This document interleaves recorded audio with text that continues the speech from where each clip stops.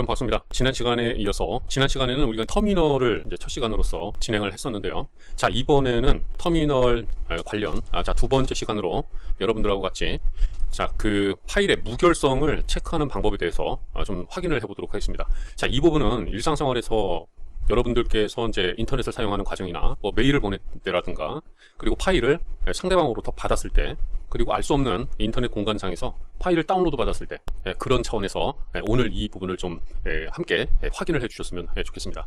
자, 우선 여러분들께서 쉽게 이해할 수 있도록 제가 그 사이트를 들어가서 요즘에 많이 활성화되고 있는 그러한 부분들에 대해서 한번 보여드리도록 하겠습니다.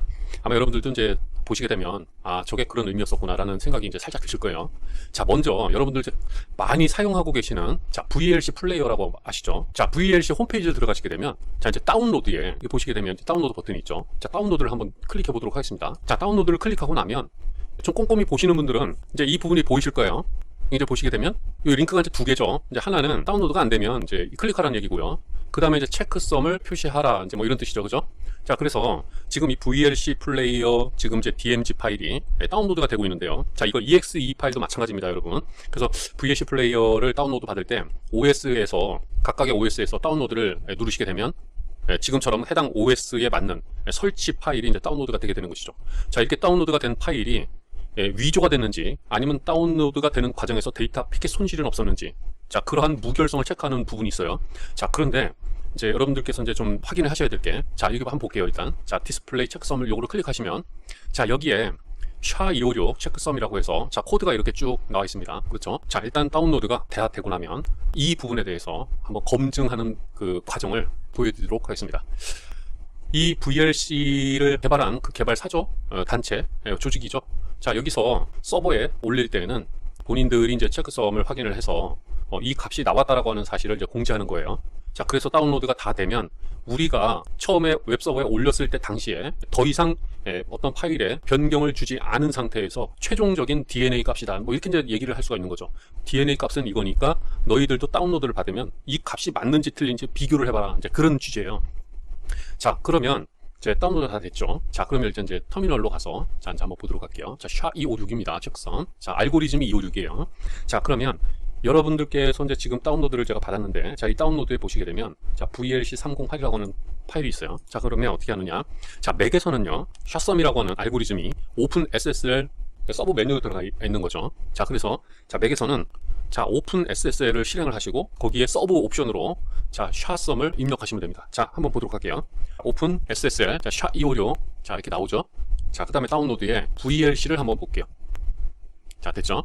자, 이 값이 얼마인지 이제 체크를 한번 해보면 돼요. 자, 보니까 42A 이렇게 이제 쭉 나와요. 그죠? 자, 그런데 여러분 코드의 길이가 너무 길죠, 값이. 자, 그래서 이걸 비교하는 것도 사실 좀 불편해요. 이 부분을 쉽게 할 수 있는 방법이 있어요. SHA-256 해시 값이 자, 이제 이렇게 구해졌어요. 자, 그래서 이것은 여러분들이 이제 다운로드 받은 값을 다운로드 받은 파일에 해시 값을 로컬에서 생성한 값이죠. 자, 그런데 지금 이제 홈페이지에 공개한 해시 값이 있어요. 그죠? 홈페이지에 공개한 해시 값이 이렇게 길잖아요. 그래서 이게 한눈에 직관적으로 안 들어오죠. 똑같은지 아닌지. 뭐 앞뒤 자리만 봐갖고 뭐 맞다 이렇게 이제 단정지기도 애매하죠. 그죠? 자, 그래서 이 값을 복사를 하신 다음에 자, 이제 이렇게 하시면 돼요. 일단은 자, 오픈 SSL이든 이제 예를 들면 이런 것도 이렇게 해도 돼요. 자, 샷썸. 그 다음에 자, 알고리즘 A라고 하는 옵션을 이제 적으시고 자, 그 다음에 256 왜냐면 여기 홈페이지 256 값이다 이렇게 기록이 돼 있잖아요. 그죠? 그 다음에 파일 이름을 정하시는데 파일 이름은 다운로드 밑에 VLC예요. 그죠? 자, 이렇게 해서 해시 값을 이제 체크를 해요. 자, 그럼 해시 값이 나왔죠.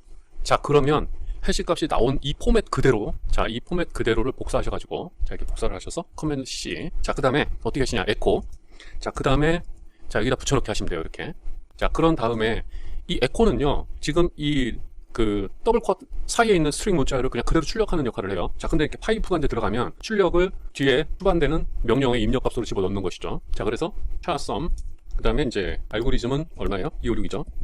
자, 알고리즘 256이고요. 그 다음에 이제 C 여러분 이제 C라고 적기도 하지만 앞에 있는 A도 마찬가지예요. 그러니까 지금 키워드 캐릭터 하나씩 이제 앞 글자 하나씩만 이렇게 적었잖아요. 그래서 보통은 리눅스나 유닉스에서 명령어 옵션을 보시면 대시가 하나짜리도 있고 이제 이렇게 두 개짜리도 있어요. 근데 이제 하나짜리는 abbreviation 축약형이라는 뜻이죠. 파일의 무결성이 이제 증명됐다. 뭐 이렇게 이제 말씀드릴 수 있죠. 그리고 무결성이 다운로드 받는 과정에서 어떤 위 변조나 어떤 피켓 데이터의 손실 없이 완전하게 다운로드가 됐다. 이제 이렇게 볼 수가 있는 것이죠. 자, 근데 여러분 이제 만약에 바이러스를 배포하는 그 악의를 가진 사람들이 홈페이지에 파일을 게시해놓고 거기에 이제 이 체크썸 해시 파일 코드를 이제 그 해시 코드를 기록을 해놨어요. 자, 그리고 이제 다운로드를 받아서 해시 코드가 이 코드가 맞는지 그거를 이제 체크를 하라. 굉장히 좀 신뢰감이 가잖아요, 그렇죠? 자, 그런데 여러분 여기서 중요한 것은 이 해시 파일이라고 하는 것은 이게 바이러스 파일이냐 아니냐 그거 전혀 상관이 없어요. 그냥 파일이 중간에 어떤 위 변조, 변경이 이루어졌는지 안 이루어졌는지 그 자체를 평가하는 것이지 그 파일이 바이러스 파일인지 아닌지 그건 중요하지 않다는 거예요. 예, 여러분 이해하시죠? 자, 그래서 이제 그 부분은 또 다른 문제로 이제 접근하셔야 된다는 것이고요.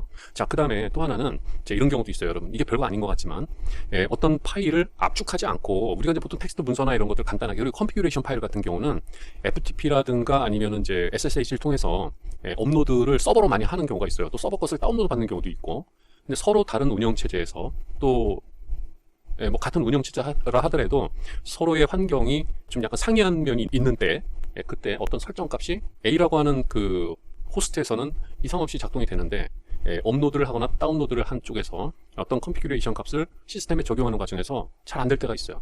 이게 변경이 일어났다는 얘기거든요. 근데 그런 것을 컨텐츠 내용을 사람이 시각적으로 이렇게 확인해서는 답이 안 나와요. 안에 내용을 보면 똑같거든요. 자, 그래서 이제 그런 경우에는 반드시 해시 코드를 반드시 생성을 양쪽에서 해서 비교를 해보셔야 된다. 자, 그 부분 굉장히 중요합니다. 이와 같은 형태의 그 소프트웨어를 배포하는 쪽에서 최근에는 이 해시 코드를 많이 이제 공개하는 쪽으로 이렇게 많이 이제 좀 많이 활성화가 돼가고 있어요. 왜냐하면 뭐 VLC도 여러분 VLC 이 공식 홈페이지에서 다운로드를 받는 분들도 계시지만 파일을 제3의 사이트에서 올려놓은 파일을 다운로드 받는 경우도 있거든요. 문제가 있는지 없는지 반드시 따져보시는 습관이 굉장히 중요합니다. 그리고 이렇게 함으로 인해서 여러분들이 잦은 그런 이제 이것만 체크를 하면 양쪽의 파일에 어떤 문제가 있는지 금방 확인이 돼서 문제를 쉽게 해결할 수 있는데 불구하고 이런 것을 하지 않음으로 인해서 굉장히 시간을 낭비하는 경우가 많이 있어요. 그래서 이제 그런 부분들 좀 참고하시면 될 것 같고요. 자, 이렇게 해서 이제 오늘 그 간단하게 이제 그 해시 코드를 비교하는 방법, 그리고 생성하는 방법. 그래서 이 두 가지 부분을 이제 여러분들하고 간단하게 살펴봤는데요. 자, 이 부분은 여러분 그냥 상식이다 이렇게 생각을 하시고 유튜버로서 앞으로 혼자 시스템을 유지 관리하시는 부분에 있어서 많은 도움이 되시기를 바라면서, 자, 오늘 설명은 이제 여기까지 하도록 하겠습니다. 또 다음 시간에 터미널 또 이어서 명령어, 유용한 명령어를 이렇게 이제 실제 환경에서 사용되는 예를 들어가면서 설명을 드리도록 하겠습니다. 자, 여러분 오늘 긴 시간 동안 고생 많이 하셨습니다. 감사합니다.